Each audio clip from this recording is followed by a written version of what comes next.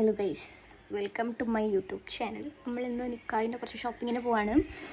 ഈ ഷോപ്പിങ്ങിൽ നമ്മൾ കുറച്ച് സാധനങ്ങൾ വാങ്ങാനുള്ളൂ. പക്ഷെ ഞാൻ എൻ്റെ മെയിൻ വെഡ്ഡിങ് ഡ്രസ്സ് എടുക്കാൻ പോയപ്പോഴുള്ള വീഡിയോ, പിന്നെ വേറൊരു ജ്വല്ലറി എടുക്കാൻ പോയപ്പോഴുള്ള വീഡിയോ, അതൊക്കെ ജസ്റ്റ് ഇതിൽ ഇങ്ങനെ ആഡ് ചെയ്യാം കേട്ടോ. ഞാൻ അതിങ്ങനെ മൊത്തം ഒരുമിച്ചിടാന്ന് വിചാരിച്ചിട്ടായിരുന്നു.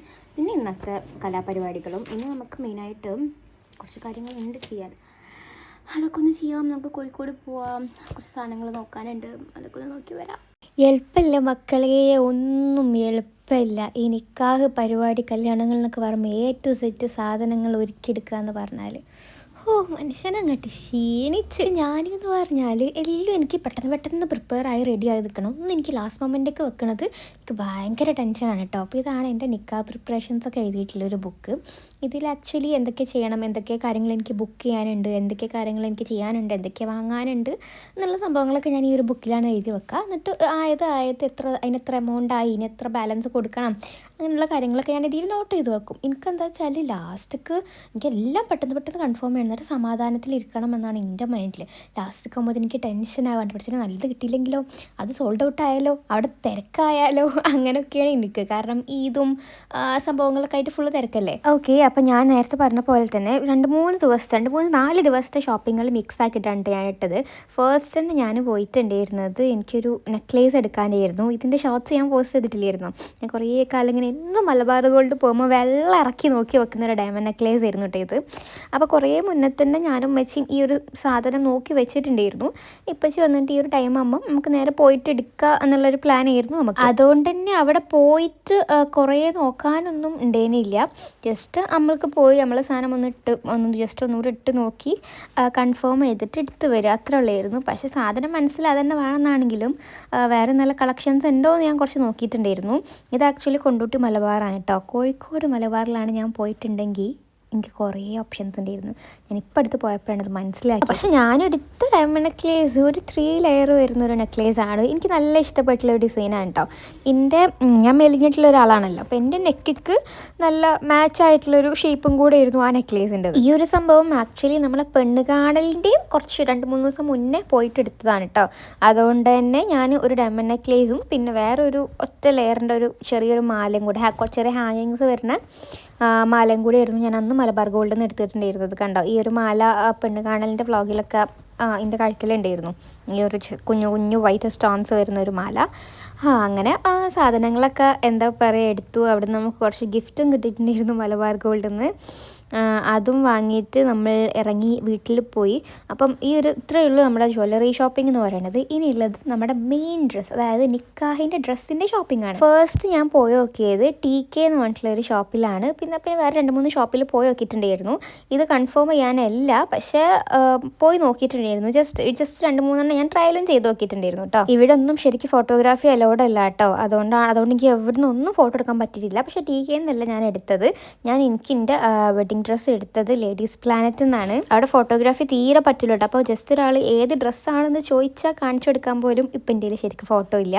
അപ്പോൾ ഞാൻ ലേഡീസ് പ്ലാനറ്റിൽ നിന്ന് അതിൻ്റെ അഡ്വാൻസ് ഒക്കെ കൊടുത്തിട്ട് പോകും. ഞാൻ നിക്കാഹിന് ലെഹങ്ക തന്നെയാണ് കേട്ടോ ചൂസ് ചെയ്തത്. അത്യാവശ്യം കുറച്ച് വലിയ പരിപാടി ആയതുകൊണ്ട് ലെഹങ്ക തന്നെ ഇടാമെന്ന് വിചാരിച്ചു.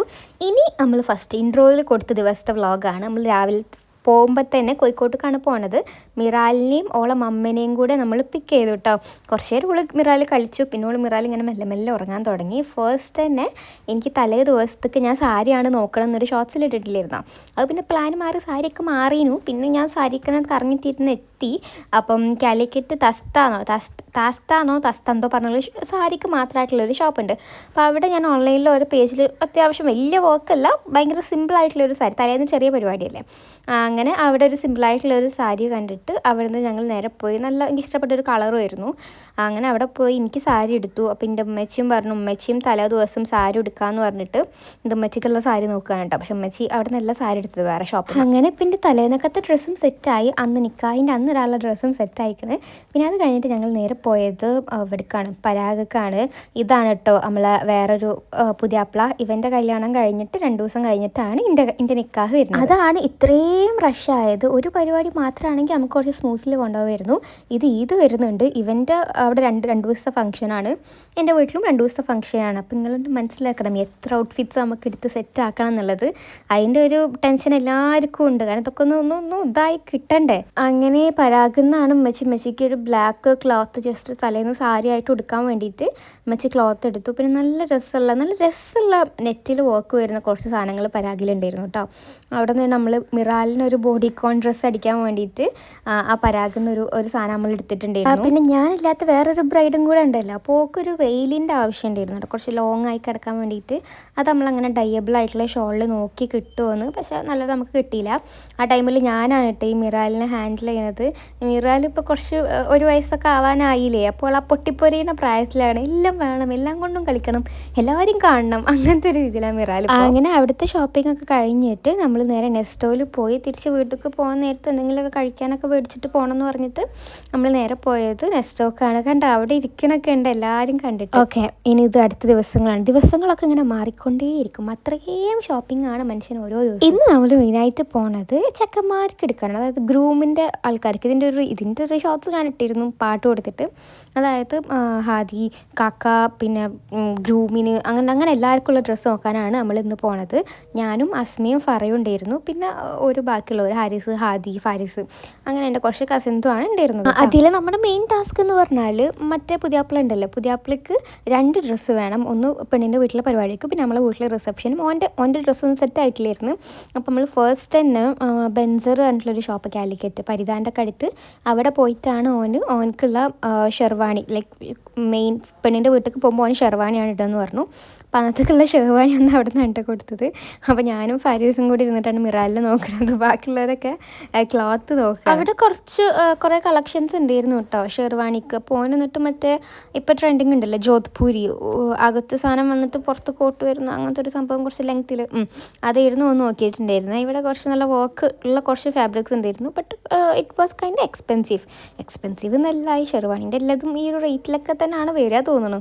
അപ്പോൾ ഈ മിറാലിങ്ങനെ പൊട്ടിപ്പൊരിയാണ് പഠിച്ചോരി, അതിനിങ്ങനെ എല്ലായിടത്ത് നടക്കണം, കാണണം, എന്തെങ്കിലുമൊക്കെ പിടിച്ച് കിളുമ്പണം, അതൊക്കെയാണ് ഓളൊരിത്. പിന്നെ അത് കഴിഞ്ഞിട്ട് നമ്മൾ നേരെ പോയത് ബ്രാൻഡ് സ്റ്റുഡിയോക്കാണ്. പുതിയാപ്പിൾക്ക് ഒരു സ്യൂട്ടും കൂടെ, റിസപ്ഷൻ എന്ന സ്യൂട്ട് സ്റ്റിച്ച് ചെയ്യാൻ കൊടുക്കണം. പിന്നെ അതേപോലെ ഇവിടെ കാണുന്ന ബാക്കിയുള്ള ആൾക്കാരുണ്ടല്ലോ, അവർക്കൊക്കെ ഡ്രസ്സ് നോക്കാണ്ടായിരുന്നു. അങ്ങനെ ബ്രാൻഡ് സ്റ്റുഡിയോയിൽ ഞാൻ ഈ ഒരു ഷെർവാണി കണ്ട് എന്ത് രസമാറിയോ.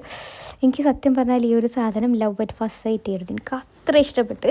ആ ഫാബ്രിക് മേൽ പിന്നെ ഹാൻഡ് വർക്കിൻ്റെ ഡീറ്റെയിൽ കൊടുത്തിട്ട് എന്ത് രസമായിരുന്നു അറിയോ. ഒരു പൗളോ പിങ്ക് പോലത്തെ ഒരു ഷെയ്ഡിലായിരുന്നു സാധനം. ഇതായിരുന്നു നമ്മൾ പുതിയാപ്പിള ശരിക്കും കണ്ടോളി. അങ്ങനെ നമ്മൾ ഓനക്കുള്ള സ്യൂട്ടിന് സ്റ്റിച്ച് ചെയ്യാൻ കൊടുത്തു. ബാക്കിയുള്ളവർക്ക് വേറൊരു ഷോപ്പിലും കൂടെ നോക്കിയിട്ട് കൺഫേം ചെയ്യാമെന്ന് പറഞ്ഞു. ഇനി ചെക്കന്മാർക്കും 4 ഡ്രസ്സ് വേണേ. ഓൻ്റെ പരിപാടിക്ക് ഇവിടുത്തെ കുറേ സ്യൂട്ടും കുറേ കുർത്തകളൊക്കെ എല്ലാവർക്കും സെറ്റ് ചെയ്യണം. ഇതാണ് കേട്ടോ ഞാൻ പറഞ്ഞ ആ കുർത്ത. അതിൻ്റെ ഒരു ഭംഗി നോക്കി. എനിക്ക് ഒരു ജെൻസിൻ്റെ കുർത്ത ഇത്രയും ഇഷ്ടപ്പെട്ട ഒരു കുർത്ത എനിക്ക് വേറെ ഉണ്ടാവില്ല. ഞാൻ കുറേ നേരം നോക്കിയിരുന്നു. എന്ത് രസമല്ലേ ഇത് കാണാൻ, ഭയങ്കര രസം, ഭയങ്കര എലഗൻറ്റ് റോയൽ, ഭയങ്കര നല്ല രസമുള്ളൊരു സാധനം. ബൈ ദ വേ ആ ബ്ലൂ ഷോൾ ഇട്ട ആളാണ് മിറാലിൻ്റെ ഉമ്മ. ഞാൻ എപ്പോൾ മിറാലിനെ പോസ്റ്റ് ചെയ്താലും മിറാൽ ആരെ കുട്ടിയാന്നൊക്കെ ചോദിക്കും. ഫറ എന്ന് പറഞ്ഞിട്ടുള്ളൊരു കസിൻ്റെ കുട്ടിയാണ് മിറാൽ. അപ്പോൾ നമ്മുടെ അവിടുത്തെ എല്ലാ ഷോപ്പിലും കയറി നോക്കലൊക്കെ ആയപ്പോൾ തന്നെ നമുക്ക് നോമ്പുറക്കാനുള്ള നേരമായിട്ടുണ്ടായിരുന്നു. അപ്പോൾ നമ്മൾ വിചാരിച്ച് ഇഫ്താർ ഏതെങ്കിലും റെസ്റ്റോറൻറ്റിൽ നിന്ന് ആക്കിയിട്ട് നമുക്ക് പോകാമെന്ന്. അങ്ങനെ എല്ലാവരും ഇഫ്താർ നമ്മൾ കാലിക്കറ്റ് ബീച്ച് സൈഡിലുള്ള പാരകളിൽ പോയി.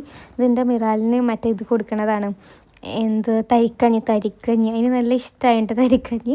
ഇത് തരിക്കഞ്ഞി കിട്ടാഞ്ഞിട്ട് ലൈക്ക് ഞാൻ ഇവിടുന്ന് കൈയെടുത്ത് അങ്ങോട്ട് കൊടുക്കാൻ നേരത്തെ ഡിലേ ആകുമ്പോഴതാണിത്. പിന്നെ ഞങ്ങൾ തിരിച്ച് വീട്ടിൽ പോവുകയാണ്. ഇതാണ് ഇപ്പോൾ നിങ്ങൾ കാണുന്നതാണ് കപ്പിൾ ഗേൾസ്.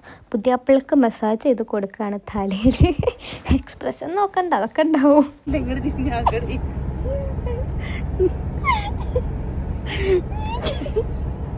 Couple girls